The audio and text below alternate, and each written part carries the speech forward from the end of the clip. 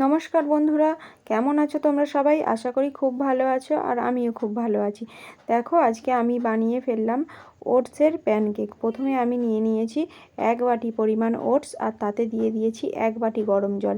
এবার আমি নিয়ে নিলাম বিনস কুচি, গাজর কুচি, পেঁয়াজ কুচি, টমেটো কুচি, কাঁচা লঙ্কা কুচি। এবার ওটসের মধ্যে আমি দিয়ে দিলাম পরিমাণ মতো নুন, হলুদ আর কিছুটা গোটা জিরে। এবার আমি সব কিছু উপকরণকে ভালোভাবে মিশিয়ে নেব।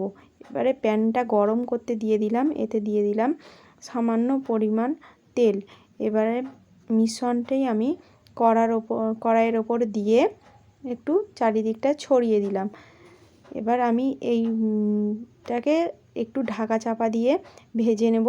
দুদিকটি ভালো করে লাল লাল করে ভেজে নেব। তো বন্ধুরা, এটা আমি প্রথমবার ট্রাই করলাম। কেমন হয়েছে তোমরা কিন্তু জানাতে ভুলো না বন্ধুরা।